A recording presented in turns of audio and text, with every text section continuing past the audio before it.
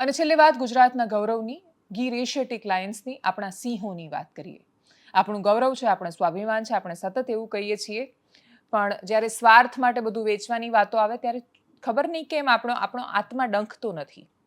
અને એ આપણી વાત આવે ત્યારે એ અધિકારી અને સરકારની સીધી જવાબદારી આવે છે કે જેમણે કાગળ પર એવું કેન્દ્ર સરકારને લખીને આપ્યું કે અમરેલી પાસે રાજુલા પાસે બાબરકોટનો જે વિસ્તાર છે ત્યાં સિંહોનો કોઈ વસવાટ કે કોરિડોર નથી. માઇનિંગની પરમિશન માંગી રહી છે એક કંપની, એક ખાનગી કંપની કે જેણે માઇનિંગ કરીને વિકાસ કરવો છે આ દેશનો અને રાજ્યનો. એ કહે છે કે મને આ વિસ્તારમાં સિંહોના વિસ્તારમાં તમે માઇનિંગની પરવાનગી આપો. હવે ત્યાં માઇનિંગની લીઝ મળે અને ત્યાંથી આ રીતે સિંહના વિસ્તારમાં માઇનિંગની લીઝ મળવાની શરૂઆત થઈ જાય તો પછી આખા દેશમાં અને રાજ્યમાં હાલત શું થાય?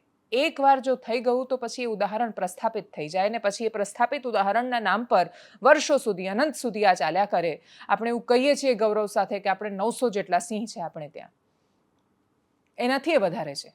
સરકારી આંકડો એમણે આટલો ડિક્લેર કર્યો છે, એનાથી વધારે જ હશે. પણ એના પછી તમે અધિકારિક રીતે જે એરિયામાં ડિક્લેર કર્યું, 21 કોરિડોરમાંથી 20મા નંબરનો જે કોરિડોર છે ત્યાં માંગવામાં આવેલી પરવાનગીમાં ગીર પૂર્વના ડીસીએફએ રિટર્નમાં લખીને આપી દીધું કે અહીંયા કોઈ સિંહોનો વસવાટ નથી. 1 વર્ષ પહેલાં જે સેન્સસ થયો, સિંહોની ગણતરી થઈ, એ વસ્તી ગણતરીમાં આ જ સરકારે કહ્યું કે ના સિંહ છે. 2016થી 26 વચ્ચે 5 જેટલા ડીસીએફ બદલાયા. બધાની પાસે કોઈને કોઈ રીતે આ પ્રકારની પ્રસ્તાવનાઓ આવી અને બધાએ કડક રહીને નકાર્યું કે ના આ ન થઈ શકે. તો અચાનક જ એવું શું થયું કે પોતાના જ જૂના સેટ કરેલા બધા જ ઉદાહરણોને બાજુ પર મૂકતા એવું કહેવાનો પ્રયત્ન કર્યો કે અહીંયા સિંહ નથી. વનમંત્રીને જ્યારે આ સવાલ પૂછાયો, એ ગીરમાં જ હતા, એ ગીરમાં બીજી એક ઇવેન્ટમાં હતા, ત્યારે એમને સવાલ પૂછાયો ત્યારે અર્જુનભાઈ મોઢવાડિયાએ કહ્યું હતું કે અમારી પાસે એવો કોઈ મામલો આવ્યો નથી ને અમે એવું કરીશું પણ નહીં. પણ એ સ્થિતિ તો ગંભીર છે. સિંહ પ્રેમી અને આજુબાજુના દરેક માણસોને, પર્યાવરણ પ્રેમીને ખબર પડી રહી છે કે આ ધીરે ધીરે ધીરે સિંહ અને એના પછી ગીરને ખતમ કરવાનો રસ્તો છે. માઇનિંગની લીઝ આપવી એ બહુ જ ગંભીર વાત છે ત્યાં, પણ આ થઈ રહ્યું છે. પ્રશ્ન ખાલી ગીરનો ક્યાં છે? છારીઢંઢને સરસ મજાની રામસર સાઇટ જાહેર કરી દીધી, એના પછી એના 500 મીટર દૂર જેસીબી ફરી રહ્યા છે. શું કામ? તો કે વિકાસ કરવો છે, એનટીપીસીને ત્યાં સોલાર પ્લાન્ટ નાખવો છે. પરવાનગીઓ મળી જાય છે, એનઓસી કોઈને કોઈ આપી દે છે. એટલે તમે બોર્ડર નક્કી કરી દીધી, રામસર સાઇટ તમે નક્કી કરી અને પછી કહ્યું કે આની બહાર છે એ બધું વેચવા માટે થોડું છે. કીરો નામે સુંદર મજાનો ડુંગર આવેલો છે ત્યાં, એ સુતેલો જ્વાળામુખી છે. બહુ કરોડો વર્ષની સંરચનાઓ હોય છે આ. અને જ્યારે સરકારો કાગળ પરની સરહદો નક્કી કરીને આપી દે છે પરવાનગીઓ, ત્યારે નથી વિચારતા કે ઉડીને આવતા પક્ષીને નથી ખબર કે આટલું રામસરમાં છે ને આટલું નથી. એ જ્યારે લેન્ડ કરીને કોઈ જગ્યાએ બેસે છે ત્યારે એને નથી ખબર કે કીરો છે એ સંરક્ષિત છે કે નથી. એ તો ત્યાં બેસી જાય છે. અને એટલે જ સરકારી વ્યાખ્યાઓમાં જ્યારે કુદરત અટવાતી જાય ત્યારે એનો કોઈ જવાબ મળતો નથી. ગીરના મુદ્દે હવે ત્યાંના સ્થાનિક ધારાસભ્ય હીરા સોલંકી, એમણે પણ પત્ર લખ્યો છે સરકારને અને કહ્યું છે કે આ પ્રકારની પરવાનગીઓ ન અપાય. જે તે સમયે અર્જુનભાઈ મોઢવાડિયાએ શું કહ્યું, હીરા સોલંકી અત્યારે શું કહી રહ્યા છે, સાંભળીએ એમને. સર જે છે અને એ લોકોનું કહેવાનું છે સર કે આ રિઝર્વ ફોરેસ્ટમાં નથી આવતું સર.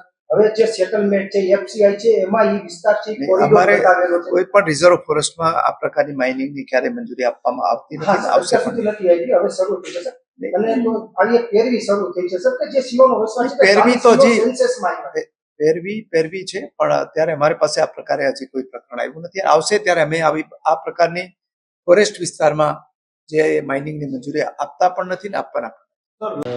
એકચ્યુઅલી જાફરાબાદ તાલુકાનું બાબરકોટ ગામ 70 હેક્ટર જમીન જે ફોરેસ્ટ રિઝર્વ માટે રાખવામાં આવી હતી, એ 2 દિવસ પહેલાં અમારા ધ્યાન ઉપર આવતા ઘણા બધા લોકોએ રજૂઆત કરી અને આ રિઝર્વ ફોરેસ્ટની જમીન પ્રાઇવેટ કંપનીને માઇનિંગ કરવા માટે મંજૂરી આપી છે એવું ધ્યાન ઉપર આવતા તાત્કાલિક જ મેં અર્જુનભાઈ મોઢવાડિયા સાહેબને, વન વિભાગના મંત્રીશ્રીને આ ધ્યાન ઉપર મૂક્યું છે પત્ર લખીને. અને સાચી હકીકત એમને આપી છે કે નથી આપી એ મારા ધ્યાન ઉપર ઓન પેપર કાંઈ આવ્યું છે નહીં. છતાં પણ જ્યારે આવું વાત આવી છે ત્યારે આ વિસ્તારમાં ઘણા બધા વન વિભાગના જેમ કે હાવજ, સિંહ અને અન્ય પ્રાણીઓ જે આ વિસ્તારમાં વસાવટ કરતા હોય, તો મારું પણ એવું માનવું છે કે તાત્કાલિક જ જો કદાચ આવું થયું હોય તો આવું ન થાય એના માટે પણ મેં સરકારશ્રીને એક પત્ર લખીને ધ્યાન ઉપર મૂક્યું છે જેના કારણે જો આવું થાય તો આ વન પ્રાણીઓ બીજા બધા ગામડાઓમાં વસાવટ થાય અને બીજા બધા ગામડાઓમાં જોખમ થાય એના કારણે આ વિસ્તારમાં ઘણા બધા સિંહ અને વન પ્રાણીઓ રહી છે.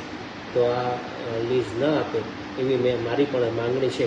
અને આ પ્રાઇવેટ કંપનીને આપી છે કે કેમ એ મારા ધ્યાન ઉપર વાસ્તવિકતા નથી આવી, છતાં પણ મેં પત્ર લખી કાઢ્યો છે અને નહીં આપવા માટેની મેં રજૂઆત કરી દીધી છે. Thank you.